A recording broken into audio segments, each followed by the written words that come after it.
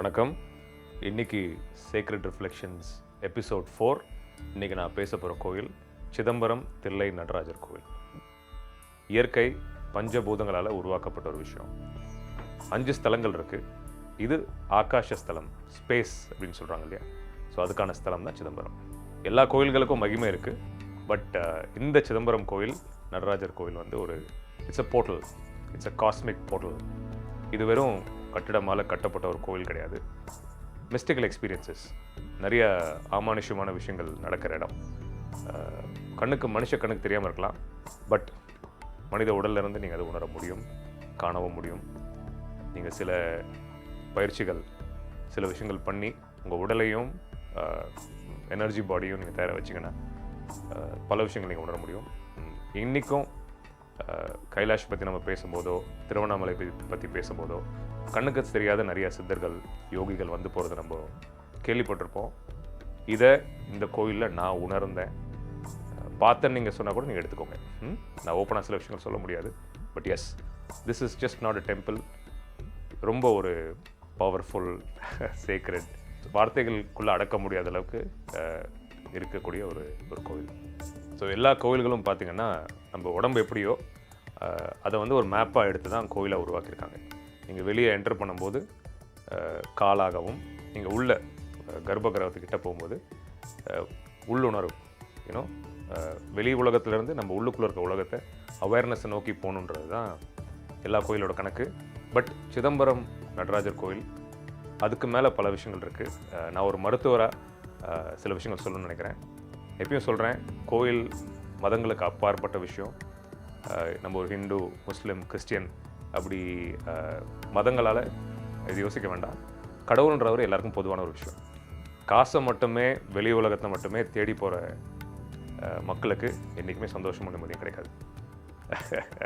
ஆன்மீக புரிதல் இருக்கணும். கடவுள்ன்ற அந்த உணர்வு அது ஃப்ரீயாக கிடைக்கிறதுனால அதோட அருமை நமக்கு தெரியலன்னு நான் சொல்லுவேன். பீப்புள் வந்து அதை உணர்வதில்லை. ஸோ இவ்வளோ ஒரு பவர்ஃபுல்லான விஷயம் நமக்கு ஃப்ரீயாக கிடைக்குது. அது இந்த கோயிலுக்கு போனால் அதை நீங்கள் உணர முடியும். உங்களுக்குள்ளே இருக்கிற சில விஷயங்கள் நான் சொல்ல போகிறேன். கோயிலுக்குள்ளே பொன்னம்பலம் 21,600 தங்கத் தகடுகளால் செய்யப்பட்டிருக்கு. இந்த 21,600 தங்கத் தகடுகள் ஒரு மனுஷனாக நம்ம எடுக்கிற மூச்சு காற்று எவ்வளோ நாள் சுவாசிக்கிறோன்றதை குறிக்கக்கூடிய ஒரு விஷயம். இந்த தங்கத் தகடுகள் 72,000 ஆணிகளால் சேர்க்கப்பட்டிருக்கு. இந்த 72,000 ஆணிகள் எதை குறிக்குதுன்னா, நமக்குள்ளே இருக்கிற நாடிகள். நாடிஸ் ஆர் எனர்ஜி சேனல்ஸ் இன் அவர் பாடி. கோயிலுக்குள்ளே நடராஜர் சிலைக்கு இடது பக்கமாக உள்ள ஒரு திரை இருக்கும். நம்ம இருதயம் வந்து இடது பக்கம் இருக்கு இல்லையா மனித உடலில், அதை குறிக்கிற ஒரு தருணம் தான் அது. இந்த சிதம்பரம் ரகசியம் அப்படின்றது ரொம்ப அழகான விஷயம். மாயை, நம்ம வாழ்கிற வாழ்க்கை மாயை, உலகம் மாயை அப்படின்ற ஒரு அடிப்படை புரிதல், பட் ஆழமான புரிதலை சொல்லிக் கொடுக்குறது தான் சிதம்பரம் ரகசியம். நடராஜர் சிலை பக்கத்தில் இடது பக்கம் ஒரு ஸ்க்ரீன் இருக்கும், திரை.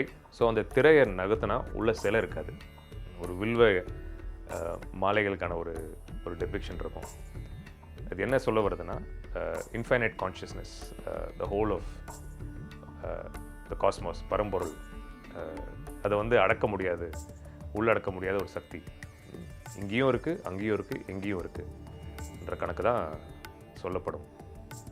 ஸோ அப்படிப்பட்ட ஒரு பிரம்மாண்டம், பிரமிக்க வைக்கிற ஒரு இடம் சிதம்பரம் நடராஜர் டெம்பிள். உங்களுக்கு ஆன்மீகம் தெரிய வேண்டாம், கடவுள் தெரிய வேண்டாம், யோகா தெரிய வேண்டாம், புராணங்கள், வேதங்கள் எதுவும் தெரிய வேண்டாம்.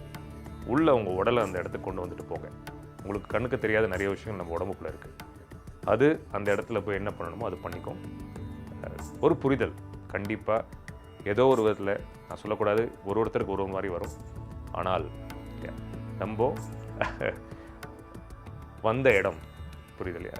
We are not an separate identity. நம்மளும் ஆதியும் அந்தமும் ஒன்று அப்படின்றது உங்களுக்கு அது புரிய வரும். ஸோ ஒரே ஒரு விஷயம் நீங்கள் பண்ணணும், உள்ளே போய் எதிர்பார்ப்போடு போகாதீங்க. ஒரு சரணாகதியோடு உள்ளே போங்க. ஏன்னா எனக்கு வீடு வேணும், கார் வேணும், பைக் வேணும், இந்த உறவு வேணும், இதை போய் கேட்குற இடம் இல்லை. உங்களுக்கு என்ன வேணுன்றது உங்களுக்குள்ளே இருக்கிற சாஃப்ட்வேருக்கு தெரியும். ஸோ எதுவும் கேட்க வேண்டாம், எதிர்பார்ப்பு இல்லாமல் உள்ளே போங்க. உங்களுக்கு என்ன நடக்கணுமோ அது ஒரு மனுஷனுக்கும் மாறும். சரியாகவே நடக்கும். எல்லாத்துக்கும் மேலேயும் ஜீவாத்மனும் பரமாத்மனும் ஒன்று அப்படின்ற ஒரு புரிதல் வரும். கண்டிப்பாக ஒரு நாள் வரும். அன்றைக்கி போகிற அன்றைக்கி வராட்டாலையும் என்றைக்கா ஒரு நாள் வரும். 9 வாசல்கள் இருக்குது இந்த கோயிலுக்கு. நம்ம உடம்புல இருக்கிற 9 துவாரங்களை குறிக்கிற ஒரு மெடிக்கல் ஃபேக்டாகவும் நீங்கள் எடுத்துக்கலாம். இன்னொரு முக்கியமான விஷயம், இந்த நடராஜர் சிலை பார்க்குறோம் இல்லையா, அதில் பார்த்தீங்கன்னா சுற்றி ஒரு தீ வட்டம் இருக்கும். அதுதான் இந்த whole of the cosmos. Plus இந்த உடுக்கை கையில் இருக்கு இல்லையா, அது வந்து கிரியேஷன், உருவாக்கப்படுறதுன்னு சொல்லுவாங்க இல்லையா, உலகம் உருவானது. பிக் பேங்குன்னு இங்கிலீஷில் நிறைய பேசப்படுது. 84 பிக் பேங் வந்திருக்கு. அது அவரோட உடுக்கையிலேருந்து வந்ததுக்கான ஒரு கணக்காகும். இதை வந்து ஆய்வாளர்கள் உலகளவில் அணுன்னு சொல்கிறாங்க இல்லையா, ஆட்டம், சப் அட்டாமிக் பிஹேவியர்னு சொல்லுவோம். ஒரு அணு எப்படி வேலை செய்யுது, நம்ம எல்லாமே உலகமே அணுவால் ஆக்கப்பட்ட ஒரு விஷயம் தான். உடலாக இருக்கட்டும், பிரபஞ்சமாக இருக்கட்டும், the whole is an atom, everything comes from an atom. So அந்த அணுவோட ஆக்ஷன் எப்படி இருக்குது, அணு எப்படி மூவ் ஆகுதுன்றது நடராஜர் ஆடுற ஆனந்த தாண்டவத்தோட ஒரு டெபிக்ஷன். அதுவும் இது ஒன்றுன்றதை கண்டுபிடிச்சி சுவிட்சர்லாண்டில் ஜெனீவாவில் பேசிக்கலி சர்ன்னு சொல்லுவோம், centre of European research, nuclear research, அந்த இடத்துல வந்து நடராஜர் சிலையை வச்சுருக்காங்க. 2004 நம்ம இந்தியன் கவர்மெண்ட் கொடுக்குது. ஸோ இதெல்லாம் வந்து கற்பனை விஷயங்கள் கிடையாது. இப்போ ஆய்வாளர்கள் நிரூபிச்சுட்டு வராங்க.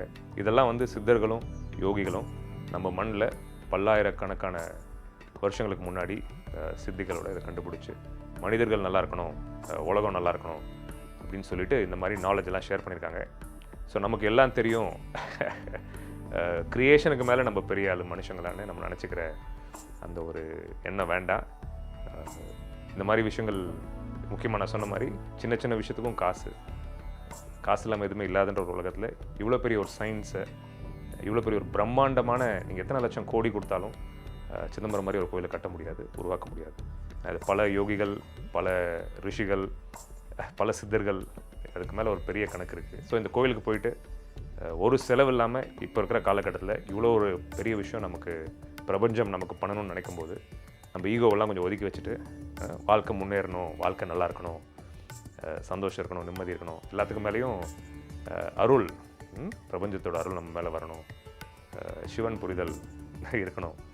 சிவன் கூட புரிய வேண்டாம், உங்கள் வாழ்க்கை நல்லா இருக்கும்னு நினச்சிங்கன்னா மதங்களுக்கு அப்பாற்பட்டு இந்த கோயிலுக்கு போயிட்டு வாங்க. ஸோ வாழ்க்கை மாறும். சிதம்பரம் தில்லை நடராஜர் கோயில் வரவங்க இப்போ நான் சொல்ல போகிற இடத்தையும் நீங்கள் மிஸ் பண்ணக்கூடாது. சிதம்பரத்துலேருந்து 16 கிலோமீட்டரில் பரங்கிப்பேட்டைன்னு ஒரு ஊர் இருக்குது. இந்த ஊரில் தான் நம்ம எல்லோரும் சொல்கிறோம் இல்லையா, மகாவதார் பாபாஜின்னு சொல்லுவோம் இல்லையா, சித்தர்கள் வழிமுறையில், ரிஷிகள் வழிமுறையில் மகாவதார் பாபாஜி ரொம்ப முக்கியமான ஒருத்தர், நம்ம எல்லோரும் தெரிஞ்சுக்கணும். அவரோட ஆக்சுவல் பேர் பார்த்திங்கன்னா நாகராஜ். மகாவதார் பாபாஜி பிறந்த வருஷம் 203 கிபி, தட்ஸ் 203 ADன்னு சொல்லுவாங்க. ஸோ பரங்கிப்பேட்டில் பிறந்து ஒரு அடிமையாக அவர் தாக்காவுக்கு கொண்டு செல்லப்பட்டார், குழந்தையாக விற்கப்பட்டார். அங்கே அவரை வந்து காசியில் இருக்கிற சில பேர் அவர் அங்கேருந்து மீட்டெடுத்து காசியில் வேதங்கள் சொல்லிக் கொடுக்குற ஒரு சூழல் அமைஞ்சது அவருக்கு. அமைஞ்சு கொஞ்சம் வருஷங்களுக்கு அப்புறம் அங்கேருந்து கதிர் கிராமம், ஸ்ரீலங்காவில் இருக்கிற கதிர் கிராமத்தில் ஒரு தியான நிலையில் இருக்கும்போது போகர் காட்சி கொடுத்து, முருகனும் சேர்த்து காட்சி கொடுத்து தீட்சை அவரை இனிஷியேட் பண்ண ஒரு தருணம் இருக்குது. ப்ளஸ் அங்கேருந்து அவர் அதுக்கப்புறம் அகத்தியரை பார்த்து கிரியா யோகா, தியானங்கள், overall for human wellbeing many things how happen.